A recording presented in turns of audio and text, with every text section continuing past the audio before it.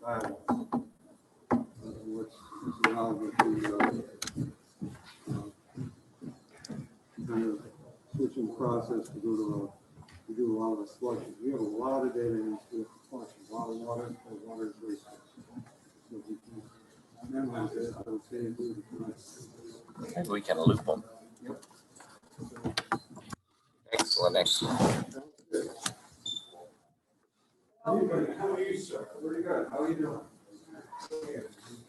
You know what you're looking at over there? Don't read all that. Too late for that now. Too late to They study. changed the order on you probably. It's too late to study now, as they used to Yeah, you always gotta say. watch on it now. Should be changing the order around. Yeah. Confused me. When's this yard sale? Was that your house? I don't think so. We used to have them all the time, but May 8th, April 24th, that we go. April 24th. There's something all the time. Yeah, that's it. All righty.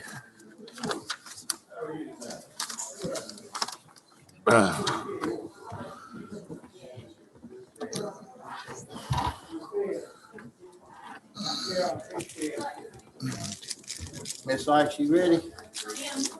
Okay. I'd like to call the March 15th, 2021 meeting of the City Council for the City of Lake City to order. If everyone would stand for the Pledge of Allegiance or remain standing for the invocation to be given by Councilmember Eugene Jefferson. I pledge allegiance to the flag of the United States of America, and to the republic for which it stands, one nation, under God, indivisible, with liberty and justice for all. Let us pray. Merciful Father, we thank you for this day. We thank you for your past blessings. We thank you for this council, an opportunity you have given each to serve this city and this community. We thank you for your ever presence during our past deliberations. And as we move forward to confront our future challenges, we pray you will continue to provide us with your guidance and directions in all our future decisions. But we pray our decisions will be pleasing in your sight and in the best interest of our citizens. We pray for the protection of our law enforcement, first responders, our men and women in uniform, wherever they may be. These are all blessings we ask in Jesus' name. Amen. Amen. Ms. Sykes, will you call the roll, please? Mr. Sampson, Here. Mr. Green, Here. Mr. Hill, Here. Mr. Jefferson, Here. Mayor West, Here. Mr. Coverline, Here. Mr. Helpenberger, Here. Chief Gilmore. Okay, no proclamation minutes. We have approval of the agenda. Mr. Mayor, I'd like to make a motion to approve the agenda. Motion is second to approve the agenda is published. All in favor, say aye. Aye. Opposed. Next is approval of the consent agenda. So moved, Mayor. Second. Motion is second to approve of the consent agenda. All in favor, say aye. Aye. Opposed. Okay. We have a presentation from Mr. Fred Handy, Northeast State Drinking Water Circuit Rider, Florida Rural Water Association.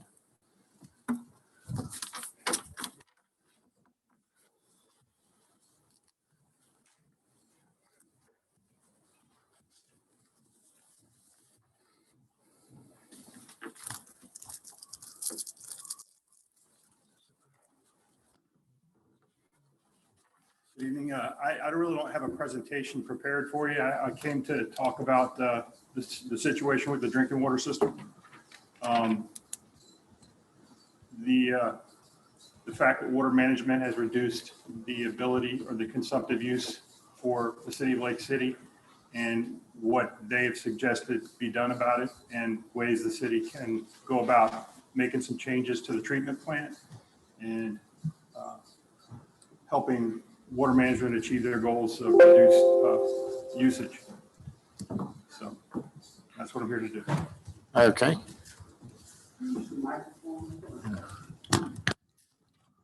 It's not plugged in. Is this better? Yes, sir. Is there any way to stretch it? All right. So I guess a few years ago, when was it, Mike? How long ago was it that water management reduced the consumptive use?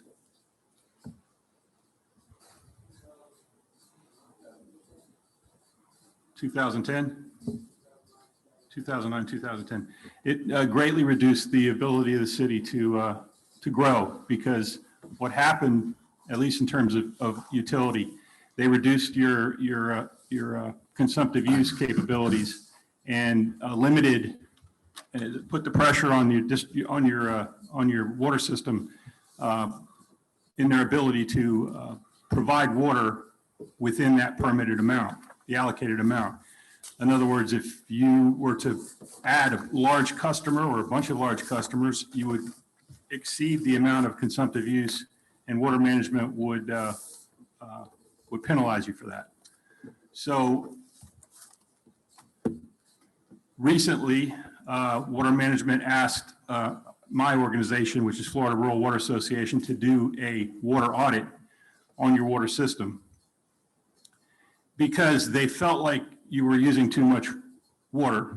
And we did that, and the water audit results were as what I expected to be excellent. You don't have a bunch of leaks, you don't have a bunch of wasted water. What you have is a lot of flushing, necessary flushing. The reason that you flush so much is that you add ammonia to your finished water chlorine residual, your disinfectant. The strategy, it's called chloramines, and you've been doing it for 25 years or more, long time. The strategy is the ability to extend the life of a chlorine residual to cover your large distribution system. Your system is very large for the size of the pipes and the size of the water plant. It's a very large distribution system. And with drinking water, the longer it's in the pipes, the longer, we call it water age, the longer it's out there and the less is used, the more problems can start happening. And that's what happens in Lake City. You've got a significant organic component in your raw water, and when chlorine is introduced to that raw water, it forms what we call disinfection byproducts, and they're labeled as carcinogens by the EPA and by the Florida Department of Environmental Protection. So in order to avoid being out of compliance on disinfection byproducts, the city adds ammonia to the chlorine, forming a different type of chlorine that doesn't form those cancer-causing agents. But like anything in water treatment, there isn't a silver bullet, so there's some negatives that are produced when you add ammonia. Ammonia is obviously a waste product. It's not something you want in your drinking water. When it combines with chlorine, it does make a somewhat effective disinfectant, but it also comes with increased amount of flushing. And without getting too much into the weeds here, every system in Florida that has ammonia in your system has to flush an excessive amount. So as I was saying, the results of the water audit indicated that the system is being run very efficiently. We like to see 10% water loss be about the maximum we want to see.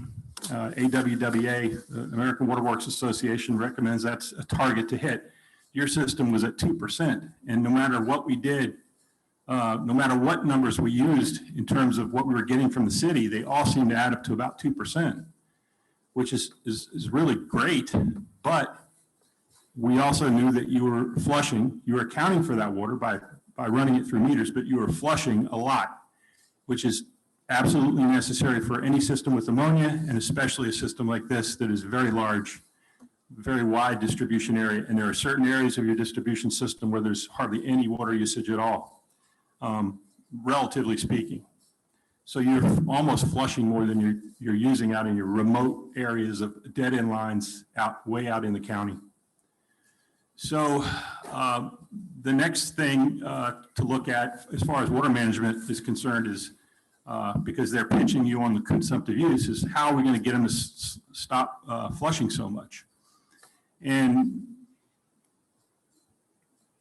without, you would have to take the ammonia out of the equation in order to do that. And that leaves us the problem with high disinfection byproducts. When you take the ammonia out, you start making these, what we call DVPs, and they are carcinogens, and we know for a fact you'll bust them. You'll violate those standards. So we began looking at different ways that we could approach addressing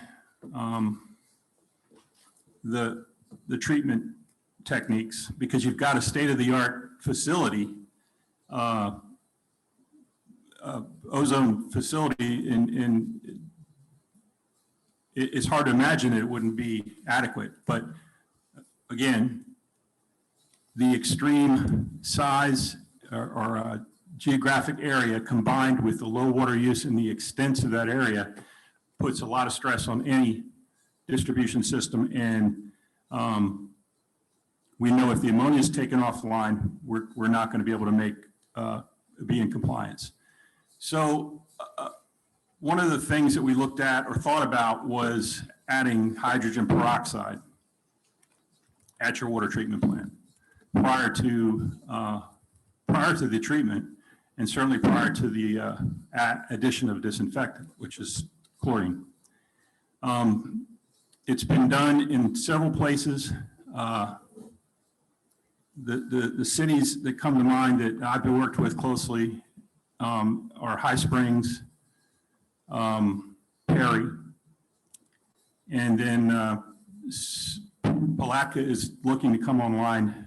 Well, they've been using it for quite some time, actually. So that would be the other one, is Palatka. And then there's several really small systems. It's probably 3 years into, maybe 4 years into this. High Springs is comfortably making their disinfection byproduct. They're in compliance. Perry is borderline, but there are special problems at Perry that we're working on right now. And then Palatka has a distribution system that's a little bit similar to Lake City's, but there are some very difficult problems with their pipes specifically. That ancient piping system, and lots of bio-growth in the piping system. A plant that was sort of, the water treatment plant was neglected for a good decade, and that's probably the problem there. But we're getting there too. So really the big success story has been High Springs. So that's basically what we're talking about adding is hydrogen peroxide as a pre-treatment at your water treatment plant, allowing it to do its job in your ground storage tanks to, what size are they, Mike? Each 1.5 million gallons apiece. We will dose the hydrogen peroxide to basically do its job and be almost gone by the time it leaves the tanks. And then is when the chlorine is applied. And hopefully the reduction in the chlorine demand will have an impact on your disinfection byproduct formation. Because the ammonia probably needs to go. If it works and we can get a good result coming out of the water treatment plant, then we will then be able to look at the possibility of chlorine booster stations in the distribution system, because the chlorine isn't going to, by itself, isn't going to last long enough out in the distribution system. It's going to need in various places, and we'll have to just study it based on water age and based on experience where we would need to locate these chlorine booster stations. We know we definitely we're going to need one out at the west end, at the tanks out there. So, and as far as, you know, if y'all have questions, I'd be more than happy to answer anything. When you said several people use it, why doesn't everybody do it? Well, not everybody has the problem. There are some more expensive technologies that could work, but you've already got a state-of-the-art ozone facility, and you want to, if it can be tweaked, that's what you'd like to do first. So Okay. we're looking at an economic approach to Right. the situation. And it's because ours is so big and with the type of system we have. Yeah. Okay, anybody else have any questions? Mr. Mayor. Mr. Handy, I don't know if you'll have the answer, but if memory serves, within the last year or so, year and a half, I believe our water treatment temporarily tried a separate disinfectant other than ammonia and went back to ammonium. I'm remembering that wrong, or is that something that we did? You remember it correctly. What we did for a very short period of time is we cut the ammonia off. And that's what when I said earlier that we know that you're not going to make we know that you're not going to be successful in making and being in compliance if you just shut the ammonia off. That can't be done by itself. And what the idea here is when you put chlorine in the water, it does a job for you. And then whatever's left is called a residual. So you put the chlorine in initially, the chlorine goes to work on oxidizing the contaminants that are in the water. You're getting rid of that stuff. Once that's done, you've got a leftover amount of chlorine, and that's what goes out in the distribution system and protects your customers out there in the distribution system. We know that if we just take the ammonia offline, what is going to happen is the disinfection byproducts will elevate to the point we'll be out of compliance, and you'll be having, the worst part is, you've got a letter that you've got to send out to every single one of your customers that say there's cancer causing agents in our water. And I know you don't want to send that letter out. So that's the whole point of this, is to try to avoid that. Because we're really, basically, you've got water management on one side squeezing you to reduce your water usage, and you've got the DEP on the other side squeezing you to protect the customers and prevent the disinfection byproducts from being in the water. It's hard. It's a tough little window that we have to get in, but and not to mention the fact that there is a lot of talk on a federal level of banning the use of ammonia in drinking water. They've been talking about it for 10 years or more, but it's probably imminent. So eventually you're going to have to get off the ammonia anyway. That's our feeling. And this would replace it. You'd be shutting the ammonia off.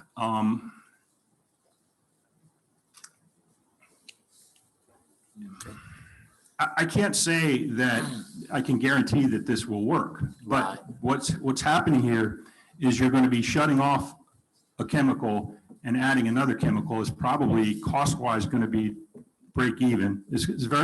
We're just talking about injecting a chemical into the water, so the capital cost of it is very low. So it's not really about cost. It is, because it's a very economical approach to try something to see if this will work. As a simple tweak, given that you have a very expensive water treatment plant, you've already paid so much for your water treatment, and now you've still got a problem. But it could be possibly just what we need to add to the scenario to make the whole thing work. So that's why it's worth a try. But like I said, nothing's guaranteed. Especially the real unknown here is your huge distribution system, the dead ends, and the lack of flow. Even when the lines are looped out there in the way extensive the distribution system, there's so few customers in these very remote areas that you just don't have enough flow. And once that water gets like 6-7 days old, it's not what you want to have your customers have, because at that point the chloramines break down. Even at that point, the chlorine residual, if there's no ammonia, it'll start to break down. So yeah, you're going to need probably having booster stations for chlorine in various locations. Anybody else have any questions? Mr. Mayor, I have a question. You talk about the difference in the daily flushing. Would that be in gallons? Is there a known number that would change, or do you have an idea? That's a great question. The problem is that it would reduce the flushing. It wouldn't reduce it a huge amount, because The reason that High Springs has been so successful, what they're doing is because they're doing their flushing correctly. They're not flushing perhaps as much as they were, but they're flushing it correctly. Now, Lake City flushes correctly. They know how to flush. They've been flushing for, like I said, 25 or more years. They know what they're doing. They also know that you have to shut the ammonia off. I won't say annually. I don't know how often they do it, but it's occasionally, and just go with free chlorine. And it's called a free chlorine burn. I believe you probably send a letter out to your customers and say, we're shutting the ammonia off for a couple weeks. So that's your city knows how to flush. These guys in distribution know how to flush the system. But you would still have to flush. It's just probably a pretty good amount less than you are right now, depending on how the peroxide does at the water plant. It's going to have 1.5 million gallons in 2 tanks to do its job, and that's what we're going to look to see if it'll do. Anybody else? I have another question, Mr. Sure. Mayor. You're talking about the hydrogen peroxide. Are there any negatives that come with that? Is there any other thing Well, the great thing about hydrogen peroxide is that it's H2O2, and the oxidative action is the release of an oxygen atom off of that molecule. And what's left is H2O. It's just water. So you're essentially just putting water with an extra oxygen molecule into your water, and that bubbling, you've seen hydrogen peroxide do what it does. It's oxidizing any contaminants that it can in that water. So that's all it is. It's a safe chemical, and like I said, it's being used successfully in several places. But the question of why isn't everybody using it? No, not everybody has the same problem you guys have. Mr. Mayor, I have another question. Sure. When it comes to the boosters, do we have an idea of about how many of those we would need to keep the chlorine levels proper? I hate to speak for our engineers, but that would be something that they would look to study to make sure. They would look at your distribution system. They would look at the remote areas. They would talk with your distribution people to get a feel for what they think are the areas that would need it, because they're out there pulling chlorine residuals on a regular basis. And, they know the areas that need boosting and those areas that have strong chlorine residual. No more questions. I see David over there, David Kraus. When was it we were talking about the county and using ammonia? That was 10 years ago, wasn't it? Yeah, I helped them put them on ammonia, and now I'm trying to take you guys off. No more. Sorry about that. Mr. Handy, another question that I would have, is there any special equipment, or is it as simple as once we add the hydrogen peroxide, if it doesn't work the way that we expect it to work and we don't get the return, is it as simple as just stop adding the hydrogen peroxide, or is there something that changes in our system? That's a good question. Essentially what it's doing is it's just very briefly doing its job and then going away. So you're not going to be able to tell your customers, we've got hydrogen peroxide in your tap water now, because it's just not going to be there anymore. When chlorine and hydrogen peroxide hit, the peroxide erases the chlorine. So we have to dose it so that it's pretty much gone when the chlorine gets there. So there isn't anything special equipment-wise. You're literally just pumping it into the water and letting it do its job and then disappear. That's what it does. So is that kind of answer? Absolutely. Okay. Thank you. Now, when you, if we went ahead and changed to the peroxide, would we then later do the injections or study that, or would we do a study beforehand and do changeover? What injections? The chlorine, Well, what happened? It's all being done at the same time. Basically, we're not changing, we're adding the peroxide to the treatment system. It's doing the job. that would normally be done by the chlorine, and then it goes away.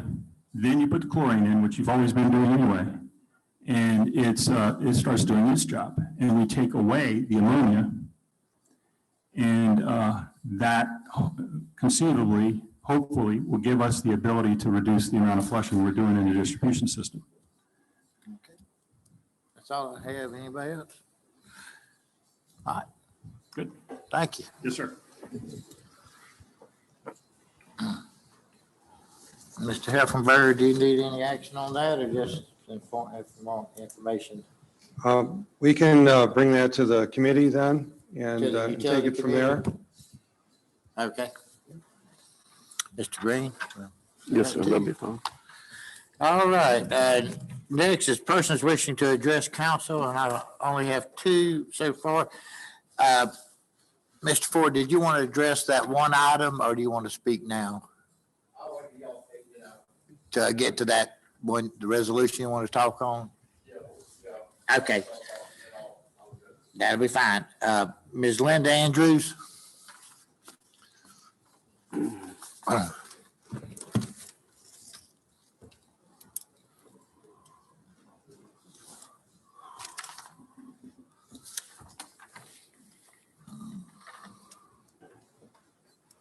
don't have a problem being too tall. Linda Andrews, 366 Southwest St. John Street, Lake City, Florida.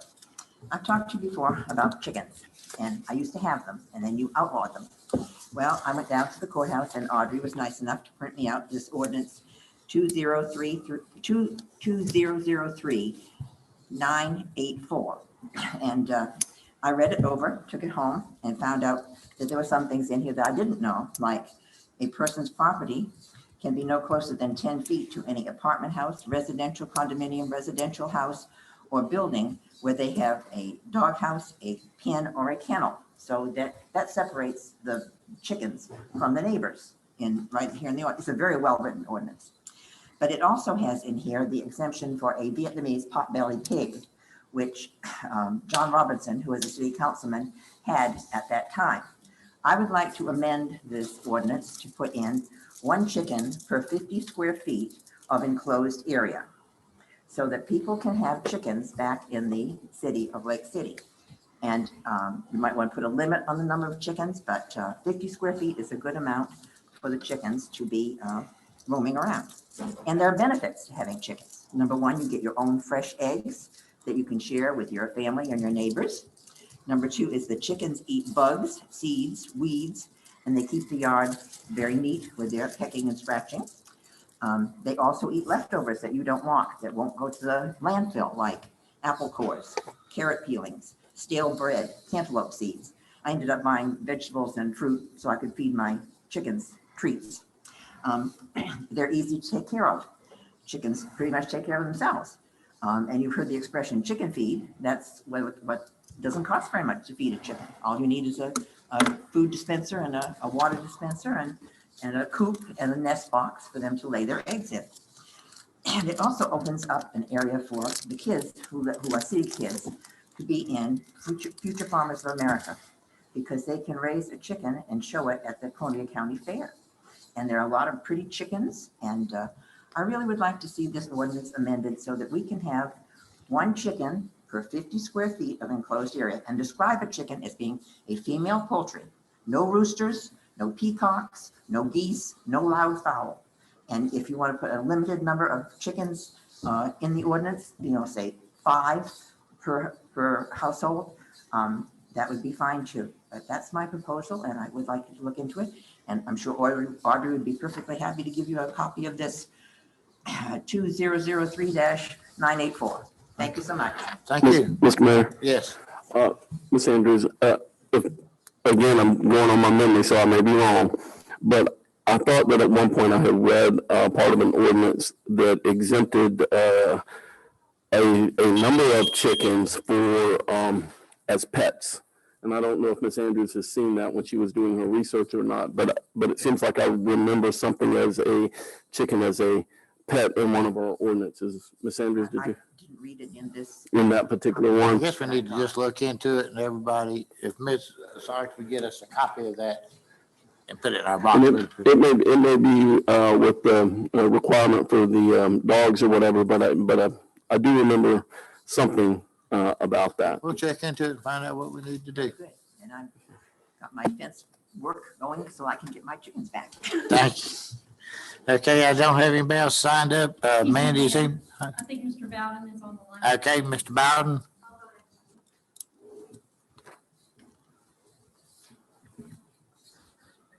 Mr. Mayor, you hear me? I can. Oh, praise the Lord. I thought I wasn't gonna be able to get through. Well, listen, thank you, Mr. Mayor and council members. I just wanted to comment, ask a question really concerning the presentation concerning our potable water. I'm trying to understand, we got a capacity problem and some other issues. So why would the city of Lake City be interested in trying to provide water to Fort White when we got an issue within our own system as it relates to capacity and ability to attract industry that will provide jobs? Providing water to Fort White is a good thing to do. It's a humane thing to do if they got bad water.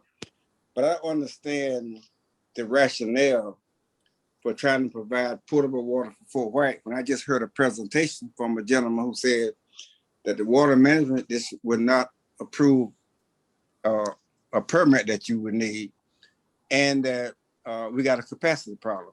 So if someone could just explain that to me or to the citizen who may be listening, how that makes sense.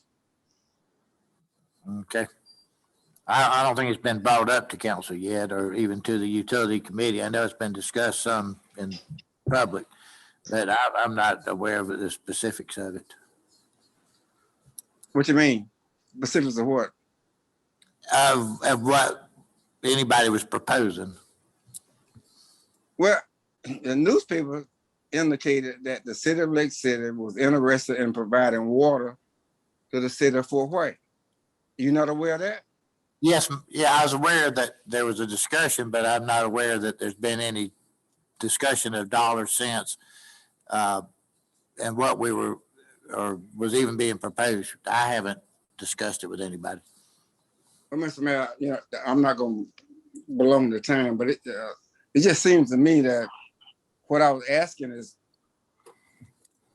does it make sense to even have a conversation at this point about extending potable water to Fort White when those of us who live in the city dealing with the smell of the water from time to time and all of that, and we got a board of county commissioner who's trying to do some economic development, and then we hear this presentation tonight that, hey, you don't even have the capacity to expand your water system. Right. And so I guess, so what I understand now, I'm not taking sides, but I understand why the county would have some reservation, because it's almost as if we don't know what's going on. And back to my original question, is the city really interested in extending water to Fort White? I haven't made any proposal to do it, and unless I heard something different than what I know, I don't know that I'm really in favor of it at this time. Okay, Mr. Mayor, I'm not even gonna question anybody else. Thank you for taking my call. Thank you. Okay. Anybody else on the line? Okay, so we'll move along. We have old business, none, no ordinances under first resolution is City Council Resolution 2021-025. Mr. Caroline, would you read that by title? A resolution of the City Council of the City of Lake City, Florida, appointing members to serve on the Utility Advisory Committee to the City Council as created by the Code of the City of Lake City, Florida, repealing all resolutions in conflict and providing an effective date, period. Mr. Ford, I think this is the one you want to speak to.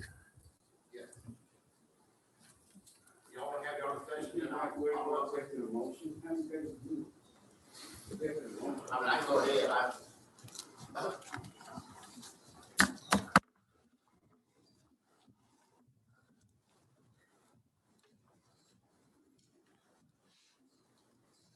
Just basically wanted to come here tonight and explain that the Board of County Commissioners voted to put 2 commissioners on your utility board. At the last meeting, I understand there was a few that didn't get that memo or didn't understand that, or for some reason didn't know. And I'm just here to tell you tonight that if y'all want to extend that to the county commission, we are interested in being on your utility board. And we have 2 commissioners willing to serve, me and Commissioner Murphy. So I'm just putting that opportunity back out there tonight if y'all want to address that and include the county in your utility board. Okay, Mr. Mayor, sure. I'd like to make a motion to approve City Council Resolution 2021-025 with the following amendments. I'd like to strike out and replace the proposed members with the following members. I'd like 2 city council members, 2 county commissioners, the city manager, the county manager, the executive director for the utilities for the city of Lake City, and the Columbia County Economic Development Director. I second that motion. Okay, who will you eliminate? I was striking out and replacing all of the mentioned with that list. So it wasn't really a elimination as much as an addition. Okay. Yes. You seconded? Yes. Okay, just for clarification, tell me who you're recommending now. 2 city council members, 2 county commissioners, the city manager, the county manager, the executive director of the Lake City Utilities, and the Columbia County Economic Development Director. And this goes back to a motion that we made at the Utility Committee meeting on January 14th, and it's the same motion that I made at that meeting. Okay, there's a motion and a second. Any further discussion? Mr. Mayor, Yes. to be clear, so I don't support the motion as presented by Mr. Sampson. I do support the motion or the resolution that's as it is drawn up. So I think we'll vote on Mr. Sampson's motion and see where we go after that. But every time we come up here, we change the makeup of the committee. And so I think the time for changing the makeup of the committee has ended and it's time to take action. That's just my personal feeling. Okay, I'm in favor of the county being on it. That's, we discussed that at the last meeting. So I would, recommend just adding them too. Yeah, I thought we left that, I'm sorry, I'll speak back. Yes. I thought at our last meeting, when we approved it, we left it open that if the county were, or we found that they were interested, but then we will entertain. Exactly. That's exactly the way I remembered it, that we discussed that if they didn't want to, that was fine. If they did want to, we were willing and ready for them to be part of it. Mr. Mayor. Yes. I think it's obvious by the comments that Mr. Ford makes that they're interested in being involved, and at their meeting, they said as much. One of the main things that came out of that meeting, January 14th, that we haven't moved on it yet, is the 5-year strategic plan for the countywide utilities. It's crucial we get into that planning stage, and until we meet, we can't do that. I think it's obvious that having the city and the county at the table, as we previously discussed and passed, is the right way forward. I think it's the intelligent way forward. I think this is an opportunity to work together to encourage economic development, because obviously we're all wanting the same thing in the long run. We want to create jobs for the greater Lake City and Columbia County area so that our kids can have a place to work and some shovel-ready positions, kind of like what's going on at the Werner plant. So I think it makes sense for us to work together. The closer we can get to resolving those kind of issues, I think the stronger it can be and our results can be. Yes, sir. I heard it said that.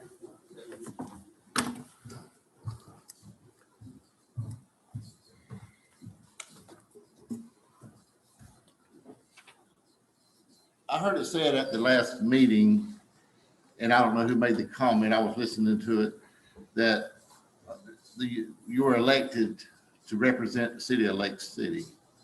And that's a fact, that's no doubt about it. and I'm elected to the Board of County Commissioners. But the city is in the county. And usually what benefits the county benefits the city also.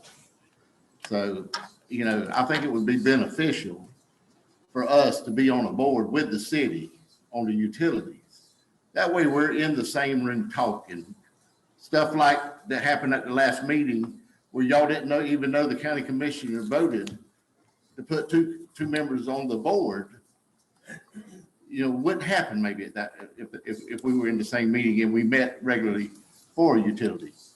I think everybody on the city and the county needs to be on the same level of information, and I think this board could do that. You know, if the city and the county would just get in the same room and let's talk it out. But we can't do that avoiding each other. We can't do that picking sides. We have to, you know, the city and county and the town of Fort White, for example, all of Columbia County needs to be on the same page when we're trying to attract economic development, when we're trying to get water and sewer through the city and through the county to bring this economic development here.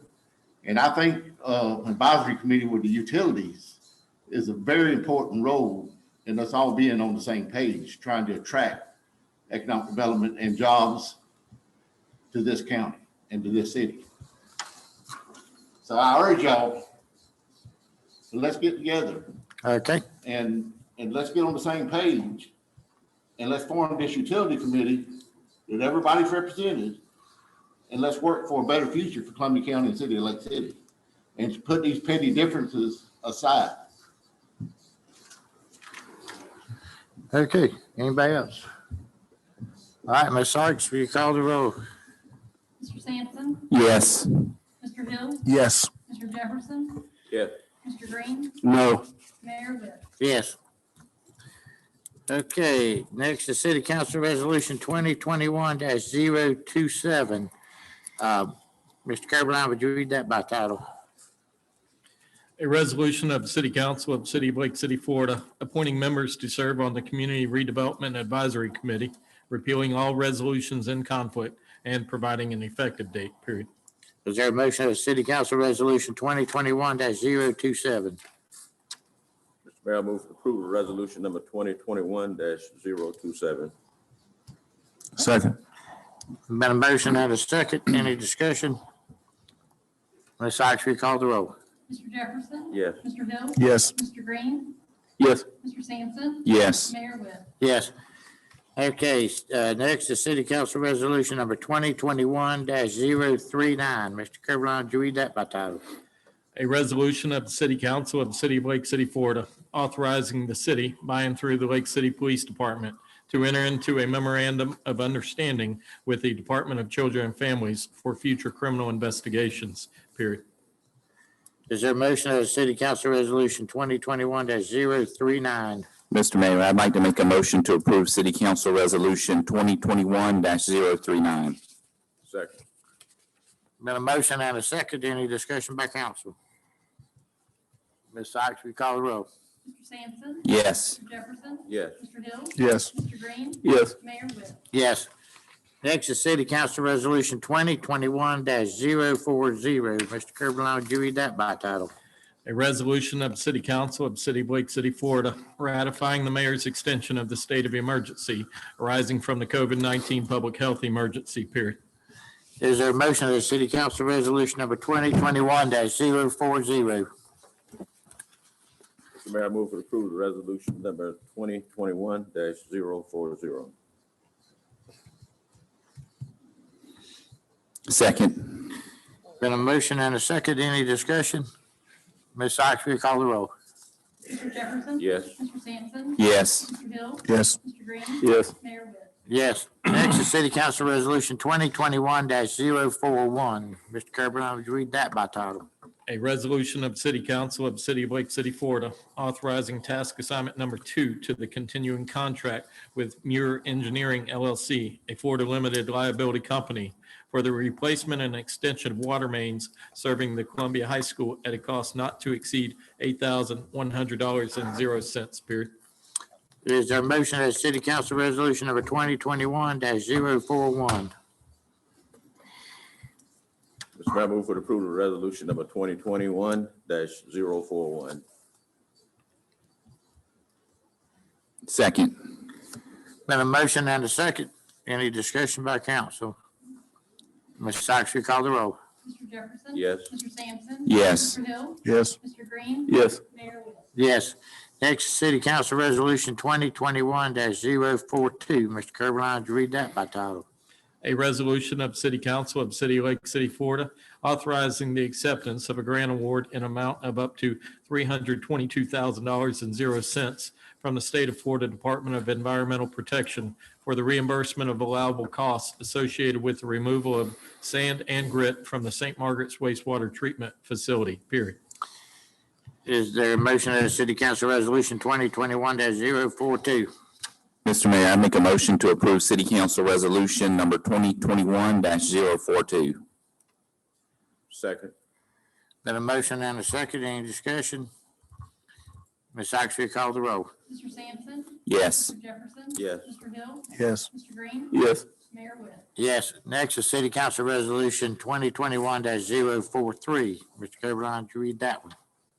A resolution of City Council of the City of Lake City, Florida, amending Section 2-32 of the City Code relating to the calling of special meetings, repealing all resolutions in conflict, and providing an effective date, period.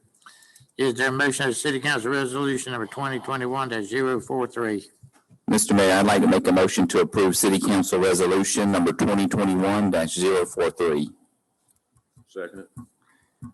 Been a motion and a second. Any discussion? Ms. Sykes, will you call the roll, please? Mr. Sampson? Yes. Mr. Jefferson? Yes. Mr. Hill? Yes. Mr. Green? No. Mayor Witten? Yes. Next is Departmental Administration, discussion of possible action, sale of property located at 915 Northwest Edie Street. Mr. Young.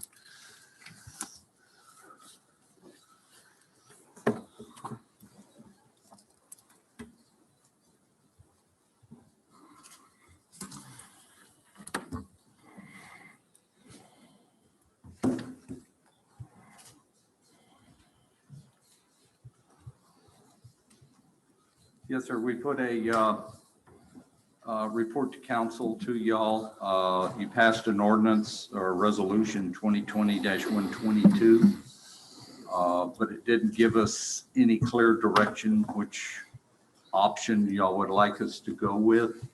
So I'm having to bring one up that we're having interest in a person wanting to buy a piece of property that is on our list for affordable homes, and they were wanting to buy it outright. So I need direction as to either proceed with that be as a donation to a legally recognized nonprofit for construction of affordable housing, or that the real properties may be offered for sale with a restriction that real property be developed for permanent affordable housing, or that the city may otherwise make the property available for the production and preservation of permanent affordable housing. In other words, we sell the property and we use the money in our affordable housing rehabilitation or in supplying funds for affordable housing. Anybody got any questions? Mr. Mayor, Yes.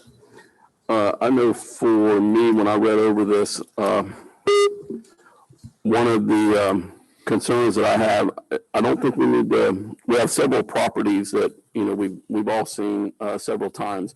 And I wouldn't want to piecemeal out those properties based one at a time. It's pretty inefficient. I think we need to do a research, put all the properties together, put them up for bid, and then a developer can bid on all of them, some of them, or none of them, and we can move forward in that way as opposed to piecemeal. So at this time, I would support taking no action on the Edie Street and then moving forward with all of our excess surplus properties when it comes to affordable housing. Okay, anybody else? Mr. Mayor, I have a Yes. question. On that list that we did previously, we left it like this with these three options. So is there a plan or recommendation for what you guys want to do with that list? I mean, is there any staff recommendation? It would be property per property on recommendation. I mean, we can go through each one and come up with a recommendation for you, that we would suggest. It all depends on how you would want to do it, whether you would want to have the funds coming into the city and the city be able to use the monies for affordable housing rehabilitation, or for the purchase of affordable housing, or funding of affordable housing. Sorry, Ms. Simpson. Go ahead. So I was going to say, I agree with Mr. Young. We can determine how those funds are used, but to me, what is more important is that all of the public has an equal opportunity to have access to those properties. If we deem that the city doesn't need them, that they can bid on those properties. You may, just because one individual is interested in a particular property, we need to make sure that we're giving the public notice so that any developer that wants to develop our excess properties has an opportunity to do that. And then I think once we establish that, then I think we can move forward with what do you do now that you have funds. But I think first thing we need to do is identify our properties, and then identify the process where everyone has a bid process where everyone has an opportunity to acquire those properties. Some of them, all of them, Mr. Mayor, I agree with Mr. Green. I think that would be good. I think it'd be nice if the staff came back with a recommendation of a way that we could, liquidate them the fairest way to allow the most input from the public. And I don't oppose that, but if somebody's interested, I'd like to see us move so that if they are interested, they could do something pretty quick. Well, this would go out for public bid. It would be a closed bid, but it would be advertised. So it would be open to anybody, not just the person who's interested in this piece. Sure. Mr. Mayor. Yes. What's the process for closed bid? Is there a certain bidder organization we use, or like do you use Gov Deals or eBay or? I don't know how it would be set up through procurement. I don't know if we'd go through the Gov Deal or not.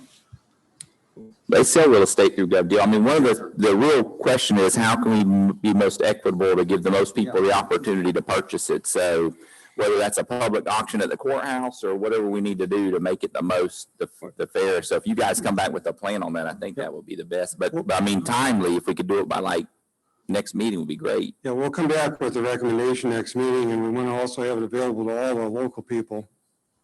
That's right. and I think including procurement in that discussion would be Yes. prudent. You know what bidding process will do, but I appreciate you bringing that to us.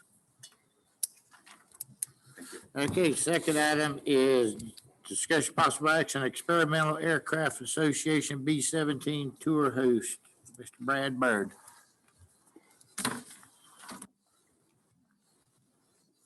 Good evening. Unfortunately, I don't have anything as exciting as water and utilities and things to talk about.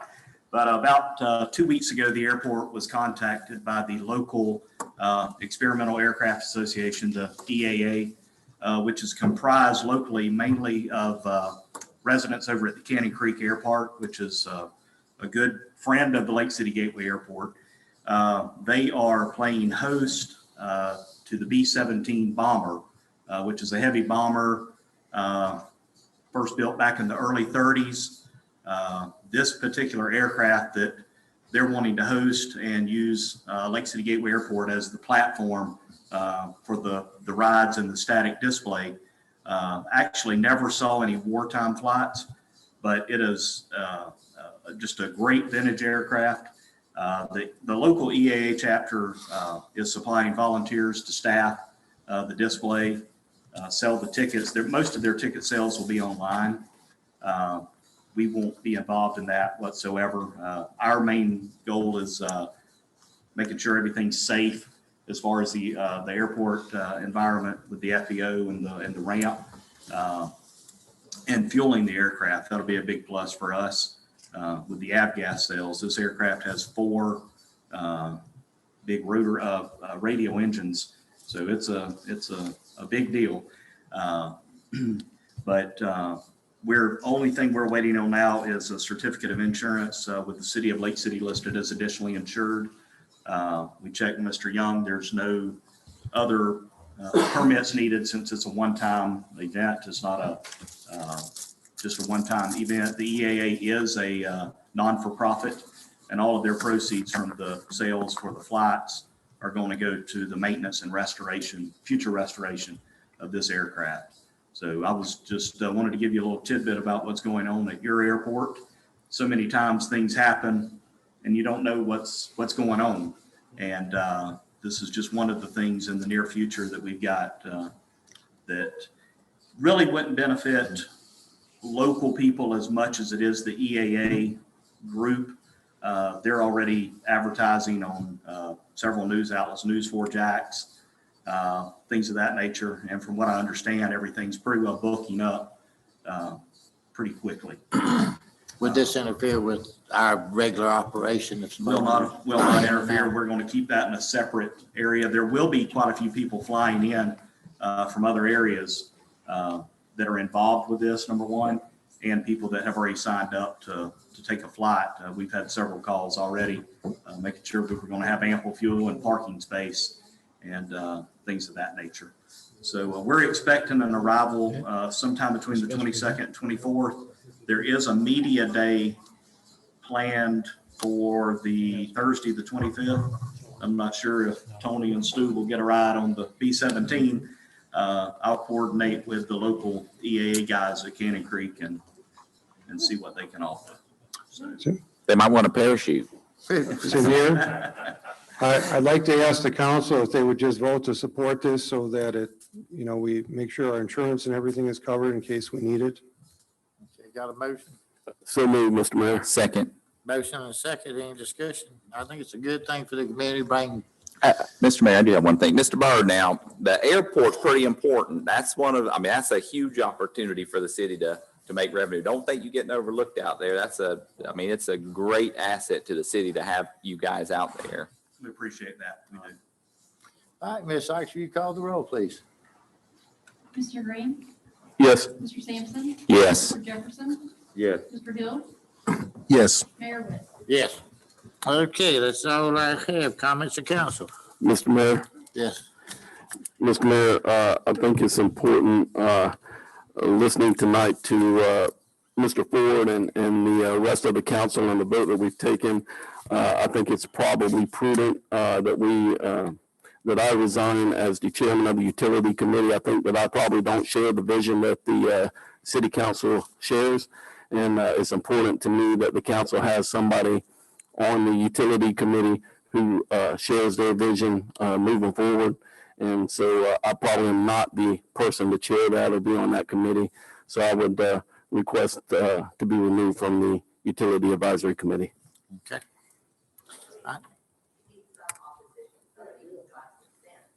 Okay, wait, ma'am.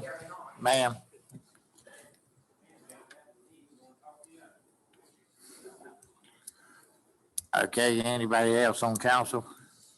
Mr. Mayor, I have an unrelated item. I know that the State House has a bill number 35 coming up and the Senate Bill 402. I think it would be good if the city would support that. It could be quite a bit of savings to our bottom line. I don't have the final number yet from Donna. She's working on getting it for me, but you look at what the city spends on legal notices with the newspaper, and it's only escalating. And in this day and age, do we really need to do that? I'm not sure we do. I think, post it on the internet, that's probably the way to go, but I would recommend that staff come up with some kind of resolution supporting that as it's working its way through the process now at Tallahassee. Okay, anything else? I've got a few things if I could. Sure. Okay. End of day on Friday, I looked at the email and saw I received information through our legal counsel and special counsel regarding the ownership of Alusty Park. And I emailed it out to the council members. And the two pertinent sentences in the first paragraph kind of speak volumes about it. It says that the patent further reflects that Mr. James Nyblack was appointed as trustee for Columbia County to receive the property from the federal government on the county's behalf.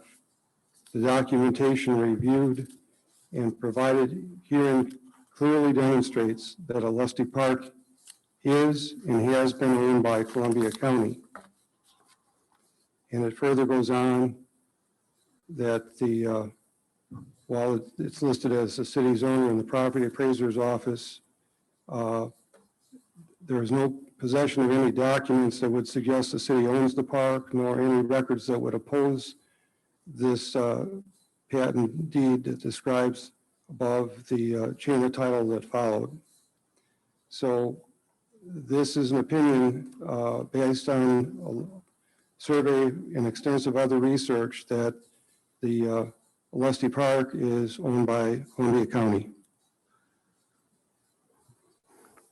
Mr. Mayor, Yes. if we've received an opinion from legal counsel that the county owns a Lusty Park, I think it's prudent for us to give the city manager some guidance so he can reach out to his county counterparts and inform them of that as well. And so that way we can take the prudent steps to make sure that the park is cared for and whatever needs to happen happens. And so I would just say we probably should give the city manager some direction to notify the county of those results and provide them with that letter as well. Okay.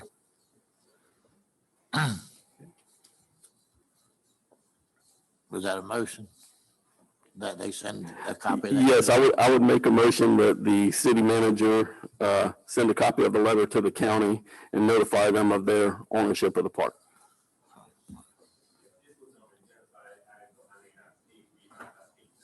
3 minutes.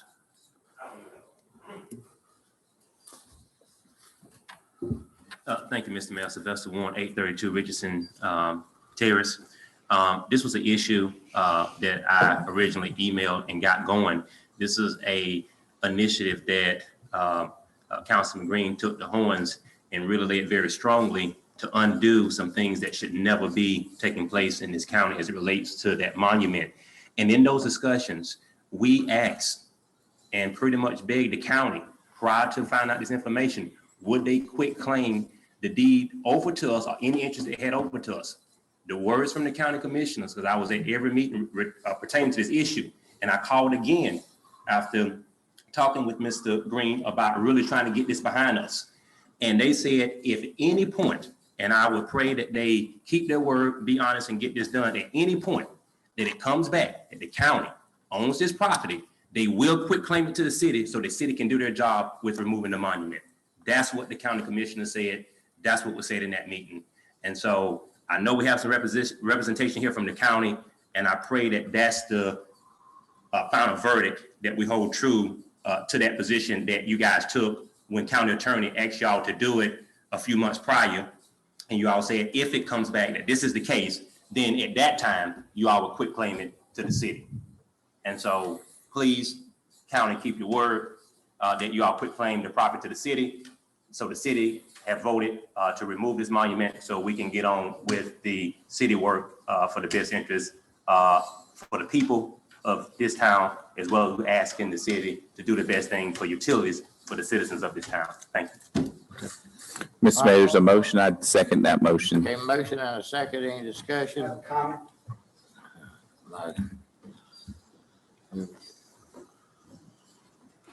Stu Wilkie, Columbia County Observer, 6.3 miles south of the thriving metropolis of Fort White. What just went on here tonight is the same problem that the county has, and the county has tried to stop. Nothing's on the agenda. I'm not a big fan of the monument, but this is not the way things get solved. I understand Mr. Warren's concerns. The city never passed any motion, the county never passed any motions. The public hasn't even had a chance, other than Mr. Warren, if he wasn't here, he wouldn't have known what was going on, had a chance to say a word. This 12th hour stuff that goes on in this county, these Hail Mary passes at the end of the meetings, either you guys need to make rules that everybody goes by, This is not an exigent circumstance where Lusty Park is on fire and the city manager needs direction, some kind of direction tonight. Quite frankly, nobody in the public other than 5 city council members, the city attorney, maybe the city clerk, and the city manager even knows what that letter says. This is the problem. This is the reputation that has gone on with Columbia County and Lake City since I've started covering this place in 2006. You know, you folks may have the best of intentions by trying to move this along. I understand Mr. Warren's point entirely. But this 12th hour stuff needs to stop. It's not fair to the public, and it's not fair to the elected officials. It's not fair to the media who's here, my friend from the Lake City Reporter, or myself from the Columbia County Observer, or anybody else that's listening. It's not fair to the county commission who gets this at the end of the meeting at the 12th hour. So I think you guys got to straighten it up. And as far as commenting on these things as they come up, your rules that you passed, which I don't know if anybody paid attention to besides me, only gives 3 minutes for everything on the agenda. Usually the way it was done in the past, that the city council or the county commission makes a motion, the motion is second, the council or the county debates it, and then citizens make public comment. It's not when you feel like it and how you feel like it, and we'll change it every meeting. When you make rules and everybody goes by the rules, that evens the playing field for everybody. And I respectfully ask, Your Honor, and this city council, that you start making rules that everybody can play by so it's fair for everybody. What you did tonight is not fair to anybody as far as this monument goes, which people have been waiting for a long, long time to get resolved. Thank you very much. Okay. So my understanding is we're not doing anything with the property, doing anything with the monument. We're just passing the information to the county, and then we'll take up all of the material issues at further meetings. Mr. Mayor, Yes. so contrary to Mr. Wilker's comments, I agree. There's nothing being done. The city manager has to notify the county of the results that we have. And he asked us to authorize him to do that, and we've done that. So there's no action to Lusty Park. There's no action concerning the monument, which is an issue, but it's the entire park that's at issue. The county has to be notified. And it's great that we have 2 members, an employee and a member of the county commission here, but they formally need to be notified so that they can make decisions about what's in their best interest. And so that's all we're asking the city manager to do, is my understanding. Okay. Ms. Sykes, will you call the roll? Mr. Green? Yes. Mr. Sampson? Yes. Mr. Jefferson? Yes. Mr. Hill? Yes. Mayor Benton? Yes. Okay, Ms. Steffenberg, anything else? Yes, I got a few more things. We've got a tentative time for a police workshop. It would be Monday, April 12th at 5:30 PM at Teen Town. This building, this room is not available, and I think we could get enough social distancing in Teen Town to accommodate, 50, 60 people. Okay. Also, if it'd be okay with the city council, I'd like to hear May 1st set for a city cleanup day. It'd be on a Saturday. The first Saturdays of the month, we can get Waste Pro to provide the roll-off containers, no charge for things like this. So if that's okay, I would, we'll prepare to have a cleanup day on May 1st. Okay. Any time frame on that? Last time I did it from like 9 to 1, we had one location in the north and one in the south, and we'd probably do the same thing this year. All right. Anything else? And then on the strategic planning, I'm looking at either a Saturday in April that isn't Easter weekend, or early May. I reached out to the league, the people they recommended all wanted about $10,000 to do the strategic planning, but I'm working through the college and other sources to try to come up with one that would be a nominal or no cost to be a facilitator for a strategic plan that would have the city council and the directors at, as well as any interested public. There's also a community yard sale, and I'll have that date as soon as I can nail it down. I'll get it out to everyone. There'll be a yard sale April 24th, 8 to 2 o'clock in Wilson Park. Spring Park, or Spring Market will be May 8th in the Alusty Park from 10 to 5.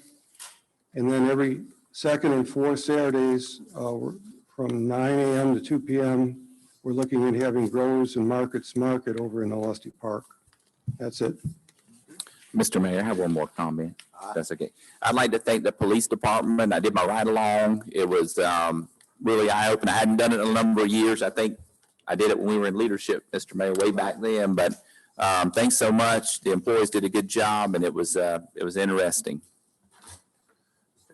Anything else, council? All right, we'll be adjourned. Yeah.